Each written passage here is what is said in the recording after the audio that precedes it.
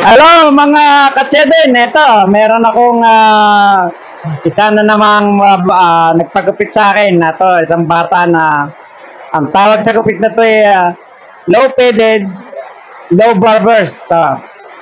Bata okay na, maganda dahil nang tayo halos walang tigil sa paggugupit. Ito lang yung ating na-upload dahil ng kararating lang ng aking video man. Ito, sinalangan ko ng 1.5, 0.5. Ito, para na sa gayon maganda ang kanyang dating.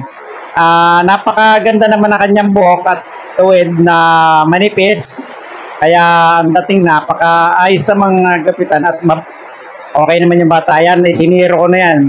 Siniro ko yung tagiliran para maganda at bago maahitan niya ating sinisiro muna. Habang ginagalaw ko yan, aking inaayos ko yung mga natitirang unti-unting buhok. Yung unti-unting buhok na yan makuha niyan, ayos yan dahil ng pagkasilitsid mo at iyong ginunting maganda na magiging dating. May figura na Kaya habang tayo ang ating hinihintay ang run, eto, ating aahitan na para medyo ang dating talagang malinis at maayos ang pagkakagupit ng ating customer. Eto, aahitan ko na, putol daw yung patilya, kaya ayan, pinutulan ko na siya para maganda, malinis at gentleman dating ng bata na ating gugupitan. Pero yan guguntingin ko pa yung tagiliran yan dahil hindi pa yan totally finish ang ating mga trabaho yan.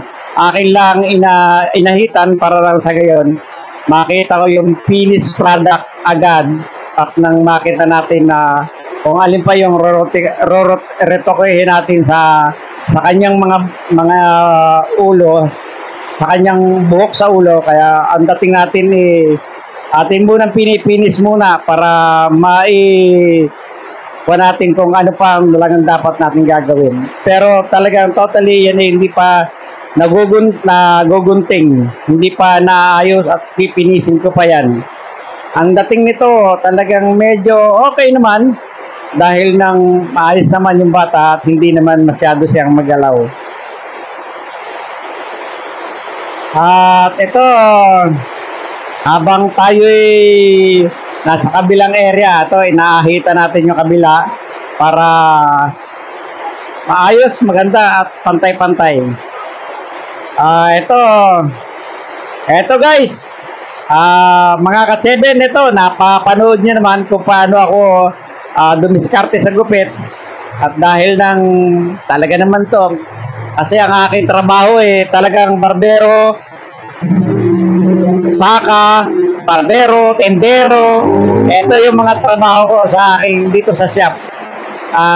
Sana kayo aking mga katseben mapanood nyo ang aking mga paggugupit dito sa aking shop. Nandito lang. Bye bye. Boom.